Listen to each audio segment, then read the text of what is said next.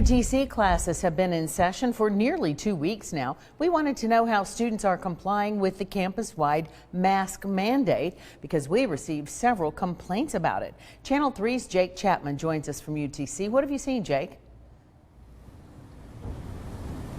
Well, Cindy, so far I've seen majority of students and staff walking around here wearing a mask, but of course I've seen some that aren't wearing their mask. They're either hanging from the ear, they have it in their hand, or they don't have it at all. And some students and staff I spoke with today say the enforcement is non-existent, which concerns them going forward with the fall semester.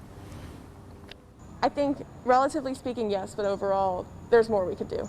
Brianna Brady's first week of senior year wasn't what she envisioned or hoped for. I was very concerned with the amount of non-compliance with mask wearing that I noticed on the first day back.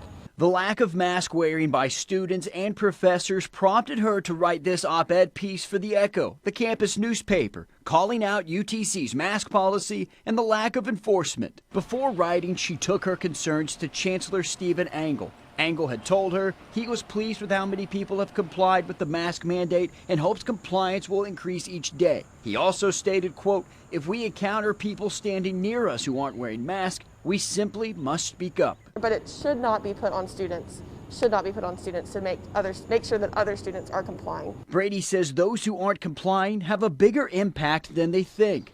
It's unfortunate because those that are complying are therefore put into a position in which they are depending on others to comply. And if students won't comply, then those that are doing their part really aren't helping either, because if we're not all in this together, it's not going to work. Ethan Mills is a philosophy professor at UTC. He read Brianna's op-ed and says there's still many concerns when it comes to student and staff safety. I'm actually personally less worried about classrooms and campus space than I am about what students do in their personal space and kind of going to social events and parties and things like that. He says students not wearing masks can't take all of the blame. I'm interested in blaming students personally for any of this and looking more at the big picture and how we got into this situation in the first place. And Brady says this is about more than wearing a mask, but public health as a whole. By having that joint support in a kind of a coalition sense, maybe we can bring about change in a responsible and,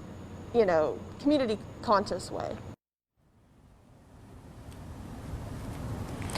Now, we asked Chancellor Angle what his thoughts were about Brady's op-ed, and he tells us that he's still seeing a good amount of students wearing masks here, and he hopes that more will continue to comply with the mask mandate as the semester goes on. And like you said, Cindy, we wanted to know what would happen to a student if they didn't wear a mask, or if they were caught wearing a mask, I should say. Now, according to the UTC's website, it's a violation of the student code of conduct, and any further violation could result in additional sanctions up to and including suspension. From live at UTC, Jake Chapman, Channel 3 Eyewitness News. Right.